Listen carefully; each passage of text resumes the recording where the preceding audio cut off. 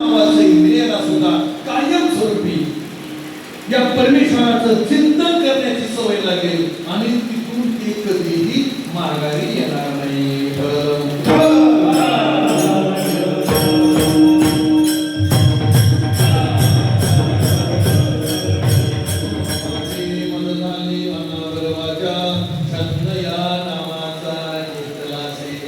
माझं इंद्रिय काय करत त्या नामामध्येच अडकून बसल. माझी वाचा माझी इंद्रिय ती नाम घेण्यामध्ये त्या ठिकाणी स्वारस्य मानते. आणि ज्याप्रमाणे आपलं मन जिथं लाभ आहे त्या ठिकाणी धावत राहतो किंवा कृपणाला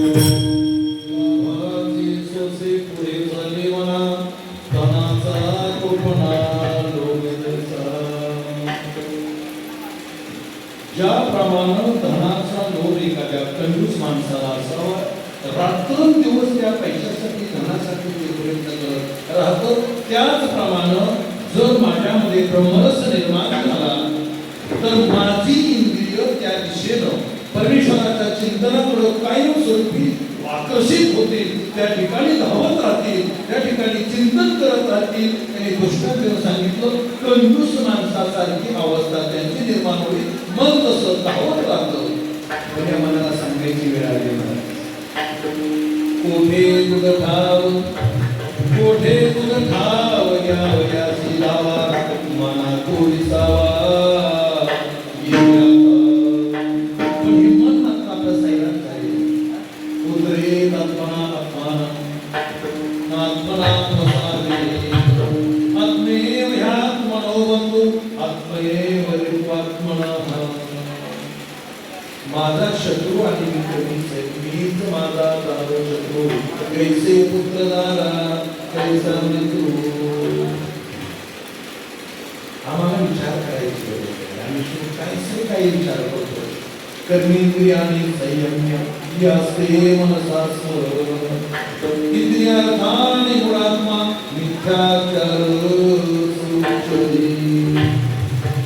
माझी कर्मेंद्रिय जर माझ्या ताब्यामध्ये असतील आणि माझं मन जर माझ्या ताब्यामध्ये नसेल, कर्मेंद्रिय ताब्यात आहे पण मन ताब्यात नसेल, मिथ्याचार सुचली. त्यासाठी आम्हाला काय असलं पाहिजे. यदा सोमते जायं कुर्मो अंगानि सर्वजा. ज्याप्रमाणे कासव आपला अवयव आपल्या शरीरामध्ये आवरून घेतो त्याप्रमाणे मनुष्याला इंद्रियातेभ्य इंद्रिय आणि इंद्रियाचा विषय तस्य प्रज्ञा प्रतिष्ठिता. जर त्यानं ते विषय आवरून घेतलो तर त्याला त्या ठिकाणी हे सर्व साध्य होतं, अन्यथा साध्य होत नाही.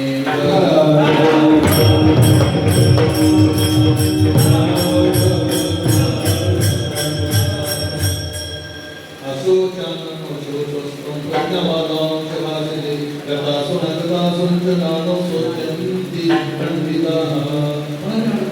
काय करावं काय करू नये आमच्या लक्षात येत नाही.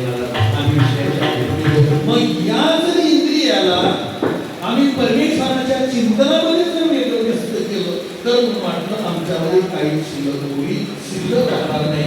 यासाठी आम्ही सुद्धा एकदा या संप्रदायाच्या नियमाप्रमाणे त्या परमेश्वराचं त्या विठ्ठलाचं भजन करूया.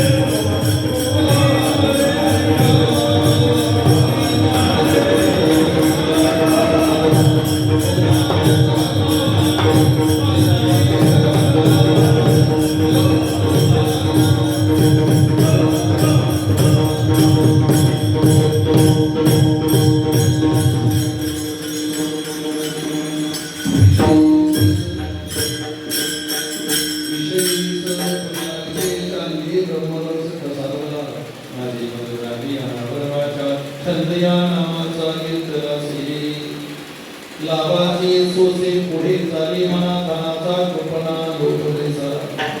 तुका म्हणे गंगासा गडसंगणी अवघ्या झाल्यावरती कमळ. माझी मन झाली अनावर वाचा छंद या नामाचा घेतलासी. निवृत्ती माणूस शाळा भरायला आपण औषध तरी चालतो आणि बारकावा नाही. पण सोडताना मात्र टायमिंग मध्ये सोडणारे प्रमाणे जगद्गुरु तुकाराम महाराजांचा आभार आहे. स्वतःवर बंधन ठेवा यासाठी आलं. कारण विषयाचे मलाच म्हणलो या विषयानं तुमचा प्रसारमान झाला. कोळी नावाचं गवळण नावाचं गवळण नावाचं कीटक आहे नरमादी. ही नरमादीमध्ये ज्यावेळेस काम करणं चालू होते नरापेक्षा दुप्पट आकाराची मादी होती असते त्या गवळण नावाची. ज्यावेळी त्यांची प्रणयक्रिया चालू होते त्यावेळी ही मादी त्या नराचं सीन नराचं डोकं कुरतडून खायला चालू करते. तरी सुद्धा ह्याची क्रीडा चालू असते. इतका माणूस याच्यामध्ये बेहोश होतो.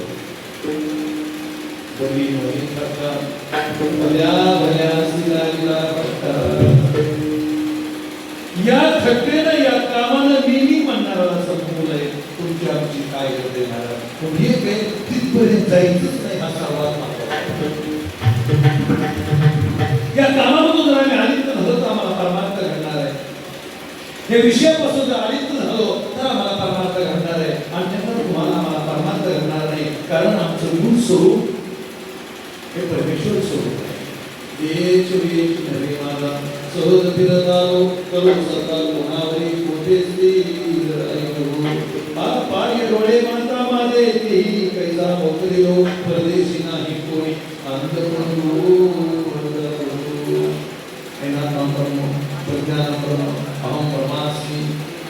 मीच ब्रह्म मीच देव मायेच्या उपाधीनं मी जीव दशेला आलेलो आहे.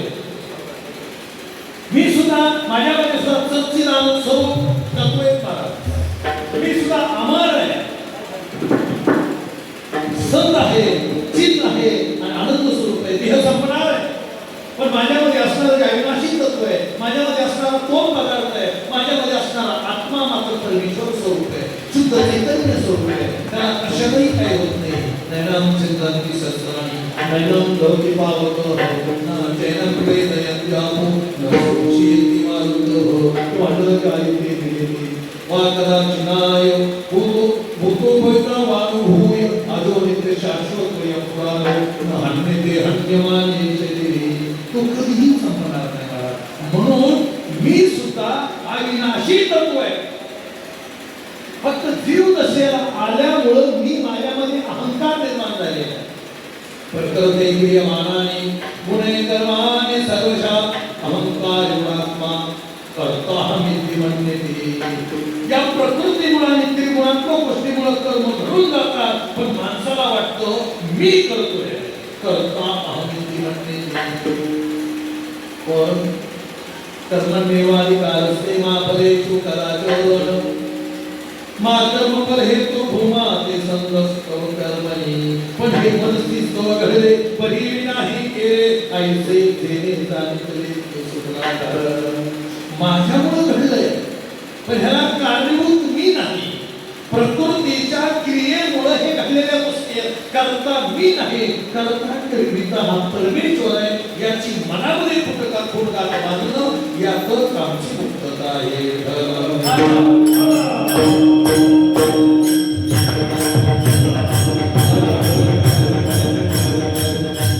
जे आमचे साधू संत आमच्यापासून निघून गेले, आप्पासारखे असतील, बाबासारखे असतील, अनेक असतील. आपलं स्वामी महाराज असतील, जानते दयाने सांगितले करा अहंतेचा मारा अरण्या किंवा पुढे जातीयाचे मोठे माग मांबावले जग अडणाने मांबवून पण जी पुढे जाणारी माणसे यज्ञ आचरती श्रेष्ठ तत्त्वदेवी तरुजन स्वयंप्रमाण कृते लोकस्तदान वर्तते. साधू संत जे आचरण करतात ते आचरण पुढची पिढी करते. आज आम्ही जे आचरण करणार आहे ते आचरण आमची पुढची पिढी करणार आहे. आम्ही जे आज मालिका बघतो आमची पुढची पिढी ती मालिका बनणार आहे. आम्ही जो मोबाईल वापरतो त्याच्यापेक्षा पुढचं होत आमची पुढची पिढी वापरणार आहे. त्याचा सारा विचार करू. आपल्यामध्ये आधी जर बदल केला, आपल्यामध्ये जर गुणात्मक बदल झाला, परमात्मिक बदल झाला, आपलंही कल्याण आणि पुढच्या पिढीचंही कल्याण. हे कल्याण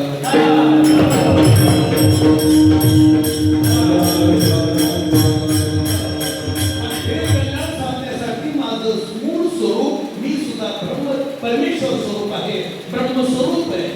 ज्याप्रमाणे सागर असतो, पाण्याचा एक थेंब या सागरात निघून जातो, त्याची वाफ होते. तो थेंब एखादा कदाचित वाळवंटात पडला जातो, त्याला कदाचित तो थेंब कुठं तरी एखाद्या जमिनीवर पडला जातो. जो पुण्यवान थेंब पाण्याचा तो समुद्रातच पडतो, लगेच मूळ रूपाला येतो.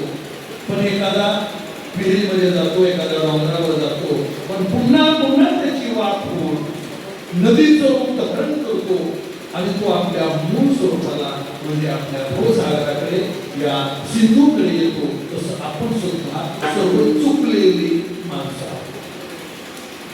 माझं मूळ स्वरूप परमेश्वर आहे, पण मी नदीसारखा दुसरीकडे वाहत गेलोय. जोपर्यंत मी पूर्णतः या परमेश्वराकडे येणार नाही तोपर्यंत माझ्या त्या उर्मी संपणार नाही. आणि मी जर देवाकडे असेल तर छंद या नावाचा त्याचा छंद घेणं महत्वाचं आहे. कारण चिंतन चिंतन राम माता राम पदे सोनी पदवी किंवा कृष्ण गाता येते, कृष्ण जाता येते, तेही कृष्ण होती किंवा दया त्याचे ध्यान कैसे होय त्याचे. मग जर आम्हाला ते रूप प्रकट व्हायचं असेल तर त्याचं चिंतन करा. त्याचं चिंतन केलं की आम्ही या परमेश्वराजवळ पोहोचू. आमची सर्व इंद्रिय आपल्या देवाला जर अर्पण केले तर कुठलीही उरी शिल्लक राहणार नाही.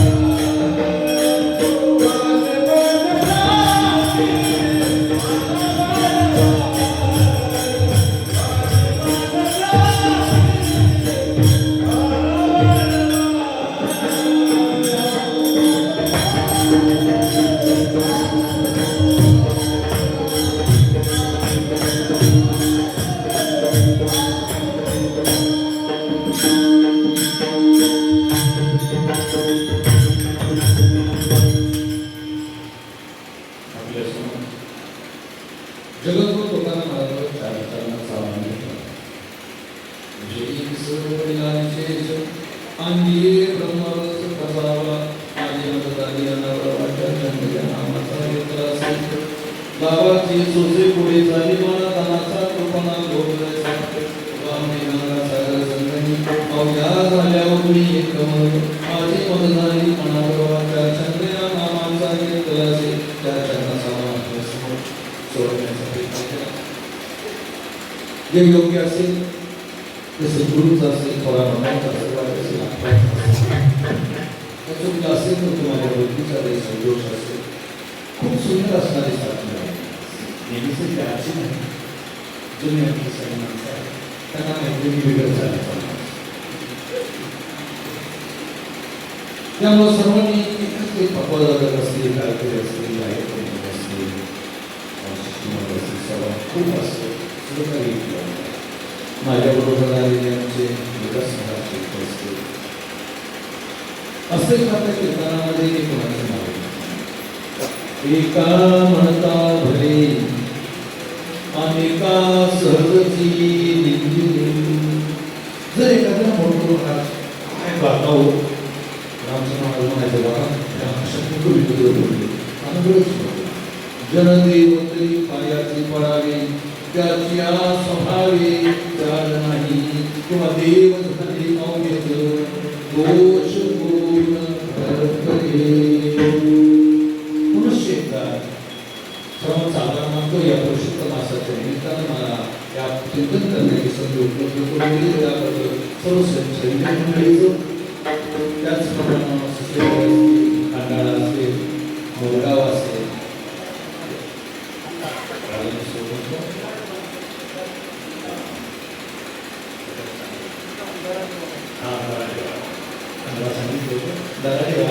या सर्वांच्या सहकार्यातून चालत असणारा हा अधिक मासाच्या निमित्तानं, मल मासाच्या निमित्तानं किंवा पुरुषोत्तम मासाच्या निमित्तानं असं या ठिकाणी पुनश्च एकदा मला बोलावलं त्यावर श्रीमंडळीचं सर्व गावकऱ्यांचं विशेष आभार मानतो. आणि झालेली सेवा या नागनाथांच्या चरणी, आपल्या चरणी आणि तुमच्या श्रोत्यांचे अर्पण करतो आणि सेवेला पुढे राहतो. ज्ञानेश्वर